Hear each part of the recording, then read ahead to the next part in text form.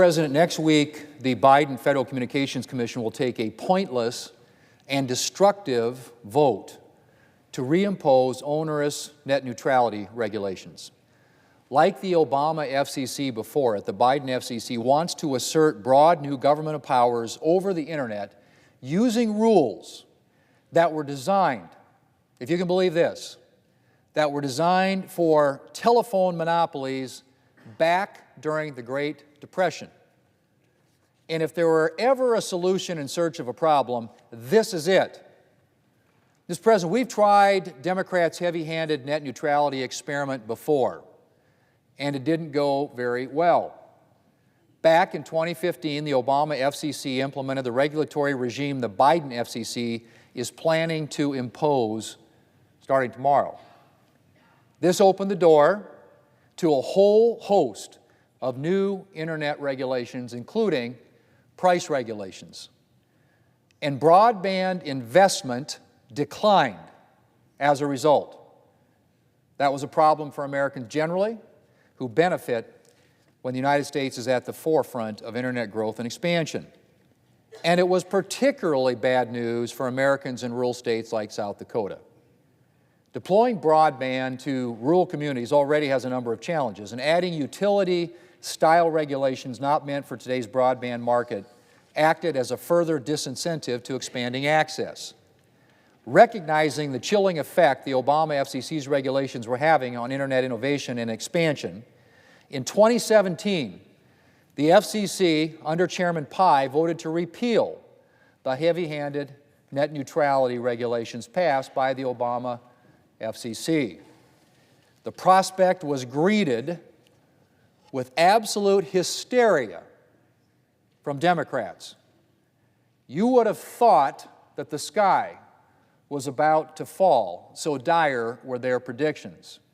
We were told that the Internet, as we know it, would disappear, that providers would slow speeds to a crawl, that we would get the Internet word by word, that our freedom of speech was threatened.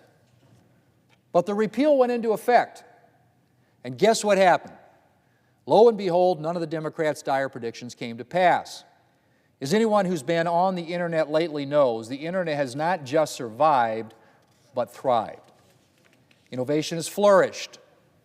Competition has increased. The Internet remains a vehicle for free and open discourse. And Internet speeds have not only not slowed down, they've gotten faster and faster. So where, I might ask, is the problem that requires this new onerous regulatory regime? Well, there isn't one. But unfortunately, that's rarely enough to stop Democrats who seem to lose sleep at the thought of some aspect of society not being subjected to heavy-handed federal regulation.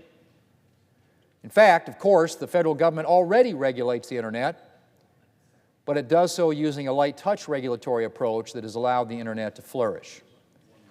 But if the Biden FCC's new regulatory regime goes into effect, those days of flourishing may be numbered. As I said, the last time that these heavy-handed regulations were imposed, broadband investment declined. And there's good reason to believe that the same thing would happen this time.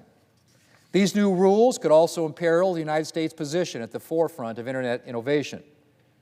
Perhaps most disturbing of all, the Biden FCC's onerous new regulatory regime could spell the end of the free and open Internet that it is supposed to protect.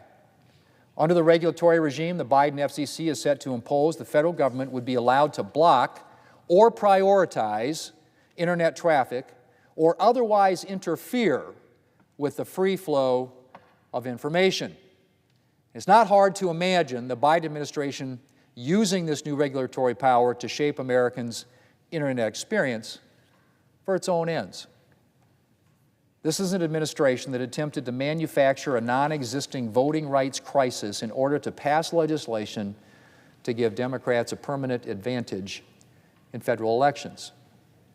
So it's not hard to see the Biden FCC using its new powers to advance Democrat interests or the Biden administration's far-left agenda.